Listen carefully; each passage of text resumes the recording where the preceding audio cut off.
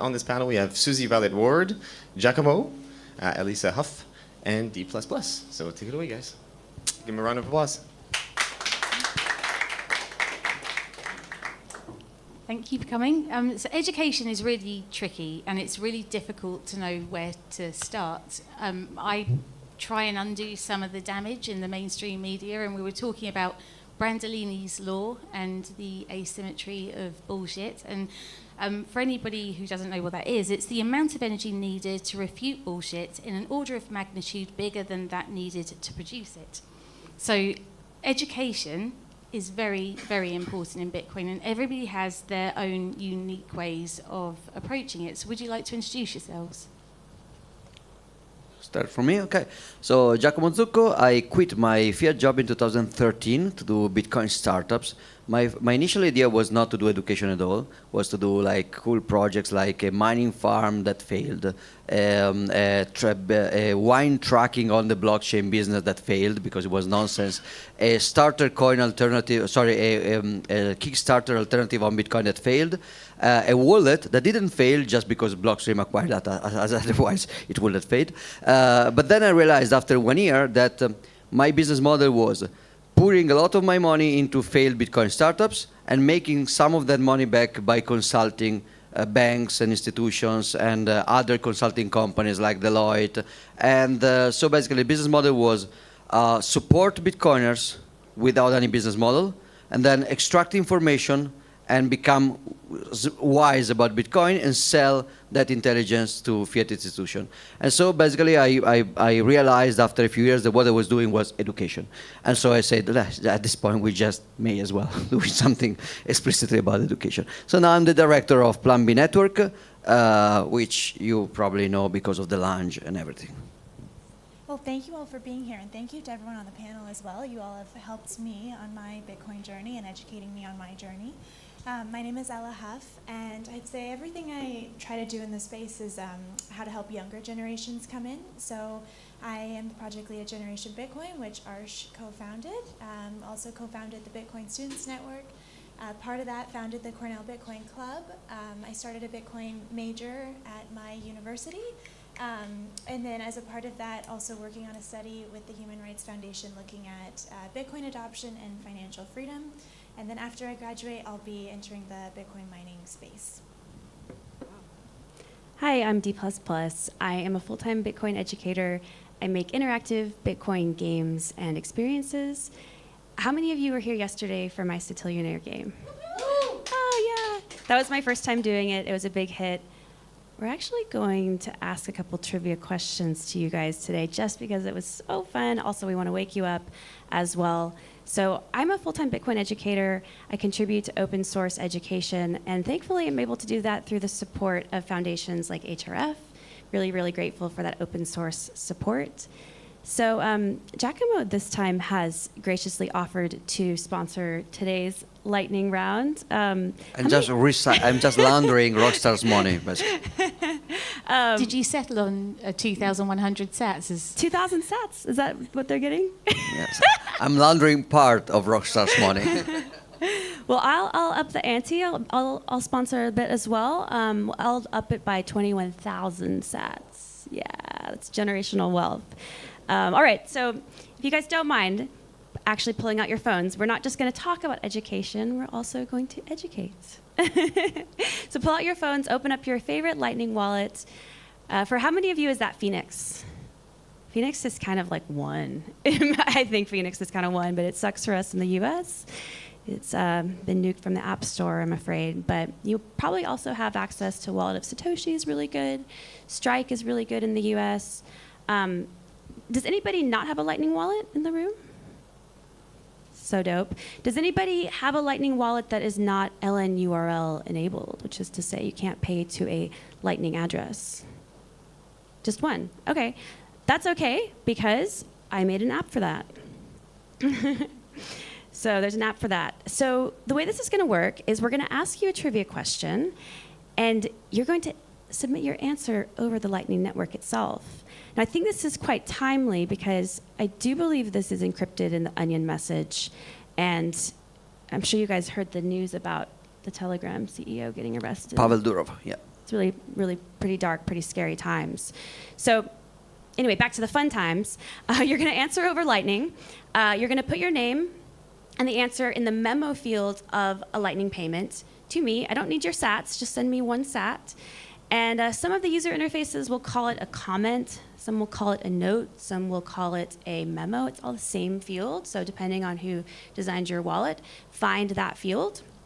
And open up a new payment to trivia at dplus.plus. Again, if you don't have Lightning address, you can just head over to dplus.plus/trivia and you get yourself a Bolt 11 invoice through an app that I built just for you. Any questions about how we're going to submit your question answers? No? Pretty self-explanatory. Anybody need more time to open up their wallet? Everyone's locked and loaded, ready to go? Who wants to ask the first question? Should it be me? Shall I ask some questions of the panel before, so you can get a few loaded up on the screen? I think we're ready, but I'm going to go ahead and ask the question, and you're going to see the answers pop up immediately. So the first question is, ready? What elliptic curve does Bitcoin use? What is the elliptic curve that Bitcoin uses? That's a great answer. What? What? So put your name and put the answer in a memo or comment. Oh! So for everybody who is not super into cryptography, you know that there is a secret key, a private key, and a public key. And so we have 4 wrong answers, 5 wrong answers. What elliptic curve does Bitcoin use? CDSA is not a curve. CDSA stands for Elliptic Curve Digital Signature Algorithm. Yeah. It is not an elliptic curve. But isn't it weird that they all said ECDSA? Like, what is this conspiracy? Snort. All right. Okay, we are Lunas. Lunas, raise your hands. All right, front row. You ready for your stats? 21,000 from me, 2,100 from him. Come find us after. Shaw 256. You guys. All right, but this is pretty cool, right? We used the Lightning Network to do our trivia. I think it's cool. This is also related to a discussion that we had on another panel about education right before. That was about the distinction between theoretical education, which is pretty easy to target to people, but also often very boring, and people will just disconnect before they can finish to learn about Yap stones, in the ray stones on the Yap Islands, and practical education, which is more engaging, but also very difficult to do because you really need a D++ level of proof of work to do it. You need to put together something like this, which is hard. So I think this is very good to illustrate the difference. Way easier to engage people with this kind of stuff, also because you can become rich by answering. You can get generational wealth, 2,100 sats. Eventually, and the other reason I'm showing you guys this is, again, thanks to the generous support from foundations like the Human Rights Foundation, I'm able to open source all of my work, meaning you guys can use some of these cool open source tools as well in your local communities. Thank you. And you can also help me make them better, you know? Go on GitHub and maybe submit a pull request or 2. So education is different and it has changed and the demographics are changing. And with Plan B, how are you adjusting for the change in demographics and the larger adoption of Bitcoin? One of the first things in Plan B is that it's not exactly a single educational effort, but it's an attempt to federate different educational efforts in order not to reinvent the wheel every time. So we're not taking a very strong stance or opinion into one specific method, because the main realization behind Plan B Network was that everybody was reinventing Bitcoin 101 everywhere. So there were already great courses, great tools, great instruments. So the idea was, wait a second. I was doing Cubo Plus in El Salvador with Fulgur Venture, and Adi was doing Summer of Bitcoin around the world, and there were many other educational activity in Viareggio, and then we just took them over, and the University of Turin, Polytechnic of Turin were doing their stuff. So we said, wait a second, try to find the primitives and try to make them industrialize a little bit, systematize, and to make them, to streamline the work in order not to reinvent the wheel. That said, of course, we have some specific inputs that we are trying to give. One is trying to be multi-language at the first layer, at the entrance layer. So orange pilling, we are trying to make it as more with as many languages as possible, because linguistics barrier is very strong, while advanced education, just English, because it's a waste of time. You are not going to become a very good C Lightning plugin developer if you cannot understand one word of English. That's just the way it is. So this is one thing, and we are trying to go strong in videos instead of just text, because we, as boomers, we think that young people like videos. Are you a boomer? No, I'm joking, but I mean, inside, yes. I mean, yesterday we were in a hotel by 10 p.m. So yes, and we try to use videos a lot, and also we are trying to use these AI tools in order to translate videos, which are incredible. You can take a video of somebody, like you can take me in Italian and have a video of me speaking English properly, unlike this English here, with a matter of minutes, which is incredible. Ella, you have studied everything from what is it? Cognitive science to game theory. That's quite a broad spectrum. What insights have you taken away from your studies? Yeah, no, thank you, Susie. And so maybe cognitive science, if people haven't heard of that major before, it's computer science, psychology, philosophy, and linguistics, kind of all wrapped up in one. And the whole reason I found this was because, and this kind of goes to some of my Bitcoin journey. How did I, come to now study it? Well, I think everyone can study it in many different ways. But it started in high school, just a class I took there. But then in one of my first classes in college was on creativity and the importance of embracing ignorance and what you don't know and asking questions over answers. And so when I got to college and I saw the list of, major, minor offerings that you can take, I just thought, okay, how can I learn to ask better questions? Behind you, there is drop table users. Should I know what is? Is an attempt to inject malicious code to the message.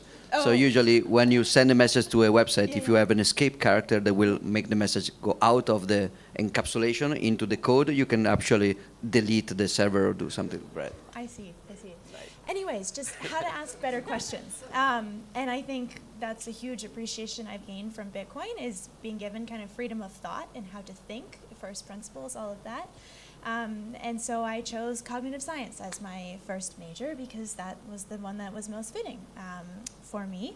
And through that, I've then taken classes in game theory, in networks, in linguistics. And so I think studying Bitcoin, why I think it's also so important for younger generations, is because it helps you be curious and have that freedom of thought that I was mentioning, and gain new insights. And really, I just was sitting in all my classes and thought, I'm always thinking about Bitcoin in the margins. I'm learning some concepts. Like I remember I had like an intro cognitive science class, and it was this, I think it's called like the Wasson card selection task. And essentially you're presented with like 4 cards and a prompt, and they ask a question, you're trying to get the answer. But the takeaway of this is that humans are really evolutionary coded to look at lying, not logic.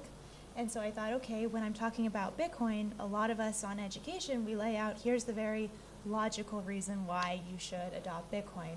But actually, that's just not how we're evolutionarily programmed, natural. And so anyways, I'm going on a tangent. But that was just one thing that I learned. And then ultimately, I took about 15 months, but then put together this independent major looking at Bitcoin. And I hope more people will come in the future and do the same, but from many different perspectives. I don't think there's any one way to do it. Mine is taking more of a linguistics perspective, but I hope other students just embrace curiosity and diving into the unknown, and asking better questions. Yeah, that is really important, because I don't know how to onboard any of my family. In fact, a lot of them don't even talk to me anymore just because of me. Well, no, that's exaggerating. There are a few, but yeah. So, Dee, I think I know the answer to this already. What are you excited about? Bitcoin. Yeah, I'm super excited about education because for me, it's fun, right? I like making education fun. I think learning is joyful. I think it should be joyful. I think we learn through playing, and you see this in children. They enjoy learning until it gets beaten out of them by the institution of higher education. But thankfully, Bitcoin fixes this. So speaking of fun, I want to show you guys another one of my little activations. Again, those of you who were here yesterday would have seen a little bit of what I'm about to show you now, which is my new Lightning-enabled voting mechanism that you can use for trivia games, and you can also use for like I said, it's open source. Maybe you guys can think of other cool stuff to use it for. So similar to the last round where you answer the question by sending your answer to a Lightning address, you're instead just going to send a single sat to a particular Lightning address to select the answer that you want to vote for. All right, a little easier. You don't need a name. You don't need anything at all in the comments. So pop your wallets out again if you don't mind. And I don't need your money. Just send me one sat. That's what she said, but one sat after one sat. You see where this is going, right? Look, we got some love from the previous game. We're moving on to a new game. All right, everybody ready for the new game? Ready? All right. Ooh. This is a little preview from my Cetillionaire game. The question is, and don't blurt it out, okay? Who created SHA-256? Was it A, Satoshi Nakamoto, B, the NSA, C, Phil Zimmerman, or D, A.D. Shamir? And you're going to submit your answer over the Lightning Network. You're going to vote for the answer. Wow, someone's fast. Look how fast Lightning is. Wow, it's so fast. So what we're illustrating through this example is that Lightning's fast, and also it's private. Right? Because I don't know who these people are. These are people, I don't know anything about you guys. They may be NSA now, trying to... The answers are pouring in. They're pouring in. Okay, so Lightning, we saw it's fast. We saw that it's fast. We saw that it works. We saw that it's private, because I don't know who's voting for what. Now, that said, the reason I'm doing this is I've been on some Lightning panels where some shitcoiners have taken what I've said out of context and said, Lightning doesn't work. They clipped my face and everything. And I'm like, fuck off, you guys. Look, you can't take this out of context and say Lightning doesn't work, because look, we have 6, 7, 8 votes, which is 8 Lightning payments, 9, 10, 11, at the speed of light. So it looks like you guys said B, the NSA. What do you guys think? Were they correct? Is the audience correct? Well, I mean, they put out the requests for the algorithm, and they selected the winner in the official NSA review. So I guess that you can say that it was created by the NSA. So you guys are right. Good job. Snaps for the audience. But I put a lot of love into this interface, and I hope you guys like it. And like I said, it's open source along with my other educational tools. Great stuff. Did you want to ask any more questions? I'm gonna head that over to our other panelists. We've got more sats to give away. Okay, let me think. Well, I have a question. You have one ready? Yes. Locked and loaded? So when I was first learning about Bitcoin, I guess I've been interested in the numbers and aspect in Bitcoin, and I just thought this one really resonated. And as we're talking about, I'm not going to ask that question, the different one. So looking at the white paper, we've all read it. Probably everyone read the white paper. How many times is Bitcoin mentioned in the white paper? Maybe you can just raise your hand and call out. I don't know if we have any. I don't think we have anything programmed. Oh, I would say Just send your right. vote over Lightning. Oh yeah, of course. So maybe send your vote over Lightning of how many times you think the word Bitcoin is mentioned. And no cheating. Don't look it up. So you're gonna put that in a memo to a payment to trivia@dplus.plus, and you're gonna win some sats this time. I'm giving away 21,000 sats to the correct answer, which I don't know the correct answer actually. And so this is a 2-part question. So I'm going to ask for 2 words how many times you think it appears. Sorry, just to reinforce the fact that payments are anonymous, I just read I love Giacomo Zucchero and just sent a kiss to my wife, but she said it was not me. So it is anonymous indeed. Okay, so we have one person that said 21, 10. Okay, well, let's see if anyone there. Oh, perfect. Once. Oh, yeah, okay, so the number 26, it's twice that it's in the white paper. Now, second part of the question, how many times is network mentioned in the white paper? Also, who's Robot? Robot, that's you. Okay, come find us after. So network, how many times is that mentioned in the white paper? And don't forget to put your name so we can give you sats. Because remember, Lightning's private. We will also give some sats today. I love Jack Wanzuko, guys. So whoever. We have a 23.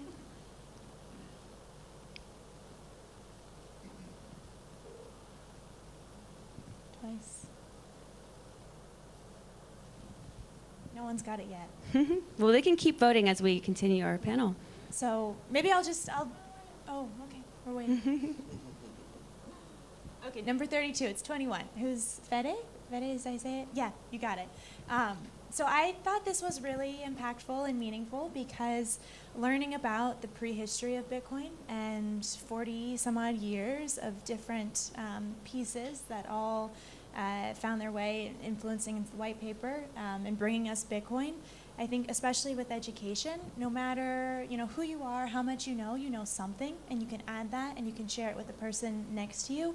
And so I think with all of, Susie, all your wonderful writing, Giacomo Plan B, D, your games, are all kind of supporting this network layer. And I just find that really impactful and kind of at the heart of, a lot of what we're doing. So that's my fun fact tidbit. Nice.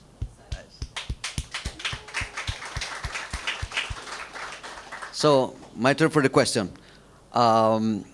In 2001, there was Dr. Adam Beck was discussing with Hal Finney and other people on the mailing list of cryptography, applied cryptography, about how to turn Hashcash into into a money project. And there was one guy that entered the conversation, responding to Adam Beck and Alfini in a very arrogant way, saying what you are trying to do cannot work because of inflation, because proof of work is very easy to inflate. Computers will just become better at producing proof of work, and more people will produce it, so it will just be inflated down to nothing and will never be usable as money. So my question is, how old was that cryptographer or cypherpunk or whatever activist that basically invented the difficulty adjustment in that moment? How old was he? How old? What was his age at that time? Yes. In 2001. Okay. So we need his age in 2001. We need his age at 2001, and we also need your name so we can pay you if you win. We have one vote for 15, one vote for 16. Okay, we have the winner. We have the winner. It's Peter Todd at 16. Correct. All right. 21,000 sats to Peter Todd. Okay, I'm so curious. Who was the person? Peter Todd. Well, no, sorry. This Todd guy is won. not Peter Todd. No. Yeah. Okay, this is a problem with anonymity. A person I shall not name there that should use his name to win gave us an answer that the person was Peter Todd at 16, which is correct. But now it's Peter Todd winning your money, not you. So sorry, because the name is Peter. That's a good question. Thank you. Yeah, you can still find the email. The original server has been deleted, but there are many copies. And it was Peter saying, this cannot work because of inflation. And then Adam and Al were like, well, maybe we can do like a bundle of futures on proof of work. And then Satoshi said, just difficulty adjustment.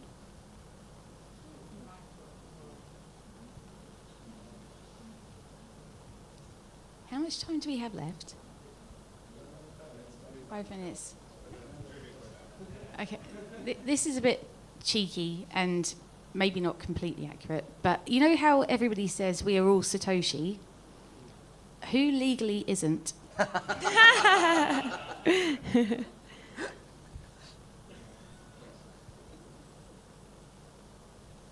And remember to put your name, otherwise you're giving money to him, basically. He can come here to claim the money. You don't actually have to write his name down. Don't. It was a joke. Don't. Okay. We don't have to do that. It was a fun one. Oh, this guy's taking more sats. Lunes. Great. You're rich. Okay, I had to pay you anyway, so it's fine. I will just deduct it from your wage. Do we have one more time for a question to the actual panel? Fun. It might be a bit dry after all your fun stuff, but what do you think the most critical skills are needed for a Bitcoin educator? I mean, this one's maybe just one word, but listening. Like, especially when I talk to, my peers, it's just listen first. What are you interested in, concerned about? Where are you coming from? And I know it's hard to scale that, listening, because it's really one-on-one.